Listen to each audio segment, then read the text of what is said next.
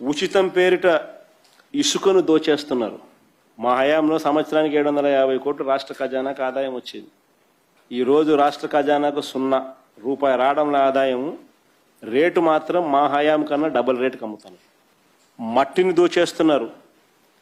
Liquor mafia రాష్ట్ర వ్యాప్తంగా కంటికి కనిపిస్తూ ఉన్నట్టుగా నడిపిస్తూ ఉన్నారు. ప్రతి గ్రామంలోనూ బెల్ట్ షాపులు కనిపిస్తూ ఉన్నాయి. అవన్నీ ఇల్లీగల్ బెల్ట్ షాపులు.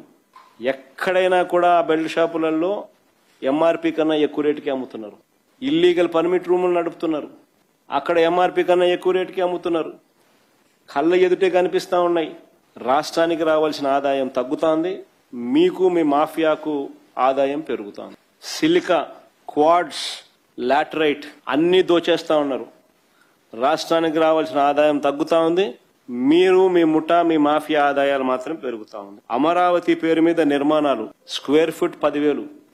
బెంగళూరు, హైదరాబాద్, చెన్నై లాంటి ప్లేసుల్లో కూడా 4,500 రూపాయలు కడితే 5 స్టార్ లాబీతో బ్రహ్మాండమైన 5 స్టార్ ఫ్లాట్ కట్టచ్చు. 5 స్టార్ ఫ్లాట్ దొరుకుతుంది. స్క్వేర్ ఫీట్కి 4,500 కన్స్ట్రక్షన్ కాస్ట్. ఈ రోజు నువ్వు అమరావతిలోని కాస్ట్ ఆఫ్ కన్స్ట్రక్షన్ స్క్వేర్ ఫీట్కి 10,000. లెఫ్ట్ రైట్ సెంటర్ దోచేస్తా ఉన్నారు. రాష్ట్రానికి సంబంధించిన ఆదాయాలు తగ్గుతూ ఉన్నాయి. నీకు నీ మాఫియాకు ఆదాయాలు పెరుగుతూ ఉన్నాయి. శనిక్కాయలకు బెల్లానికి ఇష్టం వచ్చినట్టుగా ఓ రోజు లూలు అంటావు, ఓ రోజు ఉల్లు అంటావు, ఓ రోజు ఉరుసా అంటావు, ఇంకో రోజు బర్సా అంటావు. నీ ఇష్టం వచ్చినోనికి నీ ఇష్టం వచ్చినట్టుగా భూములు పంచిపెడతా ఉన్నావు. శనిక్కాయలకు బెల్లానికి రాష్ట్రానికి రావాల్సిన ఆదాయం తగ్గుతూ ఉంది. మీ సొంత ఆదాయము, మీకు సంబంధించిన మాఫియా ఆదాయం పెరుగుతూ ఉంది. ఇలా ఎక్కడ చూసినా కూడా రాష్ట్రంలో దోపిడీయే కనిపిస్తుంది. చివరికి ఇంకా దోపిడీకి పరాకాష్ట ఏమిటి అని అంటే ఈ 17 మెడికల్ కాలేజీలను కూడా స్కాములు చేస్తూ అమ్మేయడం.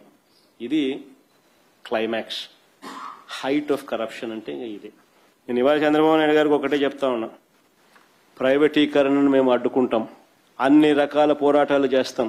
మీ నిర్ణయాన్ని వెనక్కి తీసుకునేంత వరకు ధర్నాలు జరుగుతాయి, ర్యాలీలు జరుగుతాయి, దీక్షలు జరుగుతాయి, నిరసనలు చేస్తాం.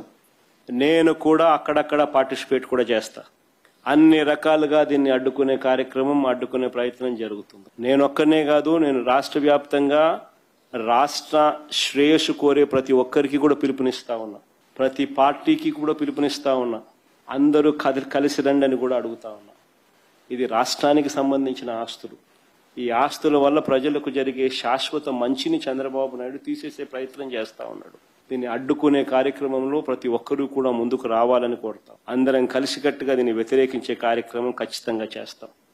ఇన్ని చేసినా కూడా పొరపాటున మీరు బరి తెగిస్తే మాత్రం ఒకటే ఒకటి చెప్తా ఉన్నా, ఎవరైనా టెండర్లలో పార్టిసిపేట్ చేయండి, ఎవరైనా రాండి, కానీ ప్రతి ఒక్కరికి వార్నింగ్ ఇస్తాను. రేపు పొద్దున మేము వచ్చిన తర్వాత రద్దు చేస్తాం, మళ్ళీ వెనక్కి తీసుకుంటాం. ఇది మాత్రం ఖచ్చితంగా అందరూ గుర్తుపెట్టుకోమని.